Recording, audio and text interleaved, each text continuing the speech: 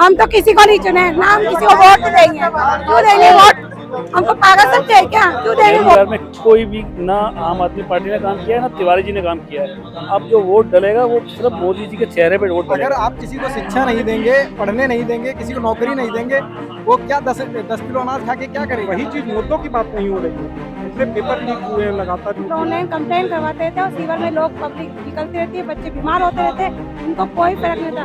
सरकार वोट लेके राजा महाराजा बन जाती है और हमको बेवकूफ बना समझ पता होना चाहिए यहाँ पे कोई रोजगार की बात की गई, इतनी देर से बोल रहे हैं। 400 की जगह 543 बार ले, लेकिन रोजगार दो, रोजगार की मोदी सरकार कन्हैया कुमार नहीं आएगा।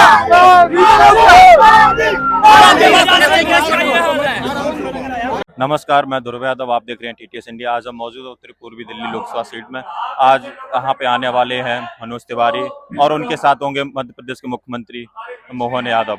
और ये जानेंगे हम लोगों से, यहाँ बात करेंगे, क्योंकि यहाँ पे कन्हैया कुमार इंडिया अलायंस की तरफ से लड़ रहे हैं, जो कि युवाओं में काफी लोकप्रिय हैं। और मनोज तिवारी जो पिछले 2 बार यहाँ से सांसद रह चुके हैं, इस बार अपनी किस्मत आजमाएंगे और लोगों से जानेंगे कि अब वो कन्हैया कुमार को चुनेंगे या फिर से मनोज तिवारी को मौका देंगे। क्या लगता है इस बार क्या होगा?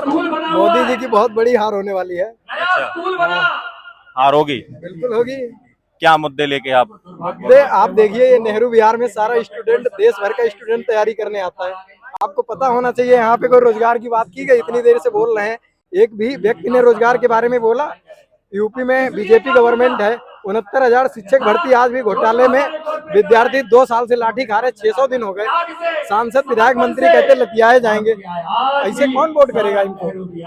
अच्छा, ये भी कहा जाता रहा कि इंडिया अलायंस अगर जीतती है तो उसमें प्रधानमंत्री कौन बनेगा, तो आप क्या लगता है? प्रधानमंत्री कोई बने, उसका जो उन्होंने घोषणा पत्र दिया है उसमें रोजगार की बात की, उन्होंने जनता के मुद्दे की बात की है। कौन रोजगार की बात करेगा, कौन शिक्षा की बात करेगा? 10 किलो अनाज से क्या? अगर आप किसी को शिक्षा नहीं देंगे, पढ़ने नहीं देंगे, किसी को नौकरी नहीं देंगे, वो क्या 10 किलो अनाज खा के क्या करेगा? किसी को नौकरी देंगे, शिक्षा देंगे, रोजगार देंगे, वो 10 किलो क्या 10 कुंटल अनाज खरीद लेगा। अच्छा, तो आप यहाँ पे क्यों, मतलब कोई वजह है आने की या बस जस्ट देखने आए? कोई वजह नहीं, ये पार्क है, हम लोग यहाँ स्टूडेंट हैं, हम लोग यहाँ शाम को घूमने आते हैं। अच्छा, चलिए, आप क्या लगता है इस बार 400 पार होगा? 400 पार नहीं भी होगा तो 300 तो पार होगा। पिछले 10 सालों में क्या ऐसा मोदी जी ने काम किया जो आपको लगता है 300 पार तो ही जाएगा? देखो, काम जो किया है अच्छा कर रहे हैं, ऐसा नहीं है कि नहीं कर रहे हैं। अगर कोई वोट नहीं भी बीजेपी को डालना चाहता तो अब बीजेपी को वोट डालेगा, क्योंकि ये अपोजिशन 22 पार्टियां जो है इकट्ठे होकर लड़ रहे हैं, तो इनका ये नहीं पता लगेगा कि पीएम कौन बनेगा, सीएम कौन बनेगा। ये आपसी बंटवारा, ये आपसी सारा ये आपस में बढ़ जाएगा सब, इनका लड़ाई झगड़े में पब्लिक का कोई काम होगा नहीं। अच्छा, तो बीजेपी, इसलिए इसका बेनिफिट जो 22 पार्टियां जो इकट्ठी हुई हैं, इसका बेनिफिट जो है बीजेपी को मिलेगा और बीजेपी आएगी।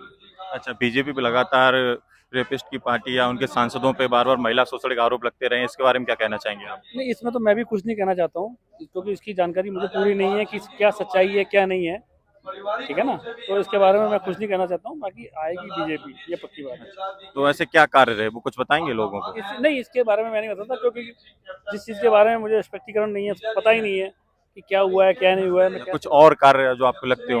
इसके बारे में नहीं बता सकता, बाकी बीजेपी आएगी, इतना ही बता रहा हूँ। काम पूछ रहा हूँ मैं, कोई काम जो आपको लगता हो 10 सालों में क्या काम किया मोदी जी ने? काम जो भी किया है ठीक किया है। तो इस एरिया में आप नेहरू विहार में खड़े हो, आप इस समय नेहरू विहार में कोई भी ना आम आदमी पार्टी ने काम किया है ना तिवारी जी ने काम किया है। अब जो वोट डलेगा वो सिर्फ मोदी जी के चेहरे पे वोट डलेगा। अच्छा, तिवारी जी तिवारी जी के चेहरे पे वोट नहीं डलेगा, मोदी जी के चेहरे पे वोट डलेगा। काम तिवारी जी ने भी कुछ नहीं किया, उन्होंने भी यहाँ पर बहुत वादे किए थे, मैं ये करूंगा वो करूंगा, कोई काम नहीं किया। लेकिन मोदी जी के चेहरे पे वोट डलेगा, तिवारी जी को अगर वोट डलेगा तो। अच्छा, मतलब आपके हिसाब से मनोज तिवारी ने कोई काम नहीं किया, बट मोदी जी की वजह से वो जीत काम नहीं किया है, सिर्फ मोदी जी के चेहरे पे वोट डलेगा। यहाँ पर जो वोट डलेगा, बीजेपी अगर आएगी तो मोदी जी के चेहरे पे आएगी बीजेपी। चलिए, धन्यवाद। आप क्या मानना है इस पर? सर, हम तो स्टूडेंट हैं, सबसे बड़ी बात है हमारे लिए जो मुद्दा है वो रोजगार का बहुत बड़ा मुद्दा है, महंगाई का बहुत बड़ा मुद्दा है, और इस मुद्दे पे तो कोई बात ही नहीं हो रही है। इन सब मुद्दों पे बात होनी चाहिए, मुद्दों की राजनीति हो कहाँ रही है। और अभी जो बोल रहे थे उन्होंने सही कहा कि तिवारी जी ने कोई काम ही नहीं किया। आप नेहरू विहार घूम लीजिए, कोई बहुत बड़ा एरिया तो है नहीं नेहरू विहार, यहाँ के लोग खुद एक्सेप्ट कर रहे हैं कि उन्होंने कुछ काम नहीं किया। तो आप कहाँ से बिलोंग? मैं यूपी से हूँ। यूपी। तो यूपी में डबल इंजन सरकार है, तो आपको लगता है कि सीएम और पीएम मिलके यूपी में कुछ कार्य कर रहे हैं? देखिए, बात ये है कि जो मुद्दों की राजनीति होनी चाहिए वो राजनीति हो ही नहीं रही है। अगर आप यूपी की बात करेंगे तो यूपी में अभी शिक्षक भर्ती घोटाला हो, पेपर लीक हो रहे हैं, पेपर आउट हो रहे हैं लगातार। रोजगार की स्टूडेंट के लिए सबसे बड़ी बात है कि रोजगार की संभावना क्रिएट कर दीजिए ना आप उसके लिए, तो वो तो अपने आप ही आपको वोट देगा। लेकिन वही चीज मुद्दों की बात नहीं हो रही है।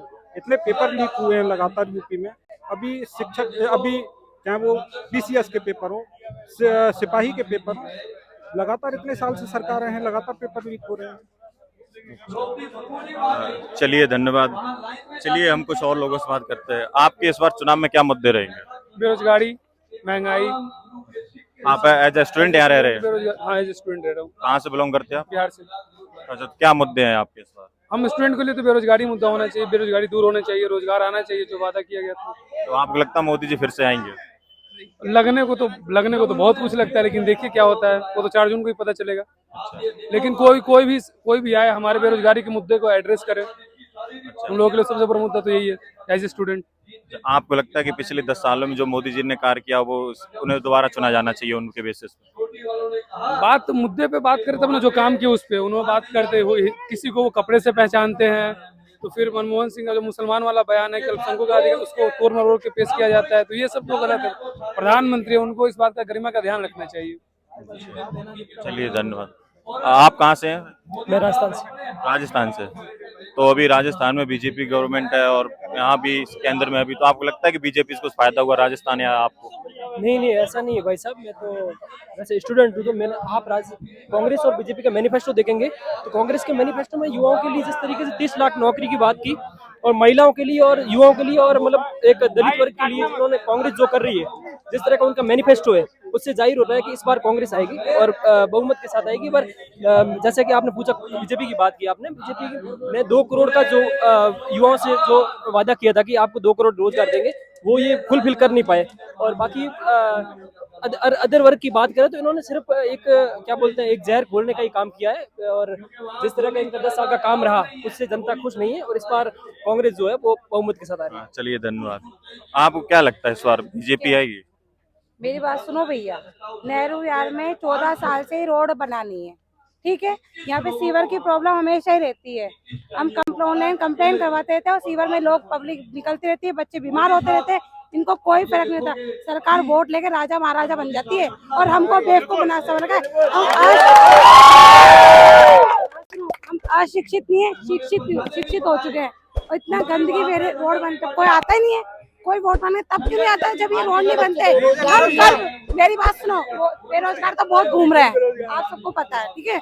मेरी बात सुनो भैया, एक तो गर्भवती स्त्री होती है, जब हम इस ऑटो से निकलते हैं ना तो ऑटो वाला मना कर देता है, हमें आने के लिए भी ऑटो नहीं मिलता है, इतनी रोड खराब हो रही है। लोगों को रोड बनाने की नीति, हमारा डीडीओ का पार्क है, उसमें लोगों ने कूड़ा घर बना रखा है, उसी कूड़ा घर के आसपास की एरिया में हम लोग रहते हैं। ये इतने बीमार हो, मच्छर हो रहे, सब कुछ हो रहा है, किसी को नहीं दिखाई देता है। तो आप इस बार किसे चुनेंगे? हम तो किसी को नहीं चुने ना, हम किसी को वोट देंगे। क्यों देंगे वोट? हमको पागल समझे है क्या? क्यों देंगे वोट? नहीं, हम वोट हम उसको देंगे जो काम करेगा, बस उसी को वोट मिलेगा। दिल्ली में केजरीवाल ने काम किया? केजरीवाल अपनी जगह है और ये जो एमएलए होते हैं ना, इनको हम चुनते हैं और हमें क्या मिलता है? एमएलए के चुनने के बाद हमें क्या मिलता है? एमएलए अपनी जेब भरता है, जेब, समझा? कौन आएगा इस बार? मोदी सरकार कन्हैया कुमार नहीं आएगा।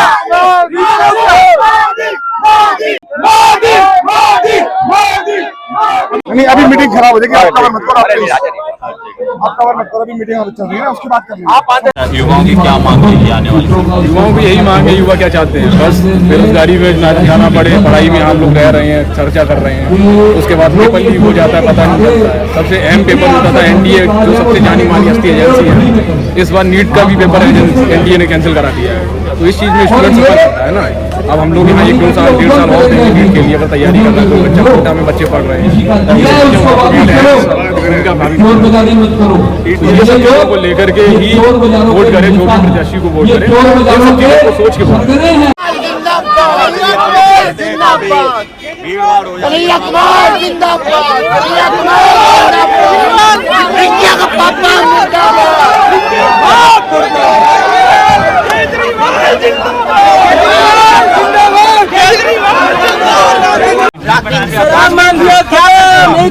बेरोजगार लोग कह रहे हैं मजदूर, ये क्या है? ये कुछ नहीं, हवा के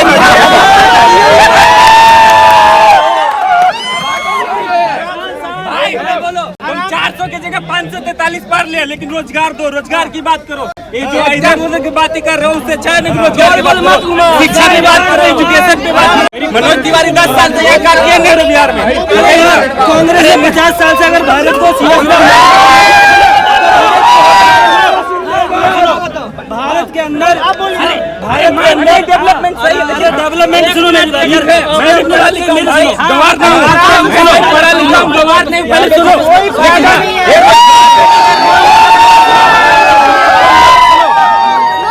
के अंदर सिर्फ 2 से 3% सरकारी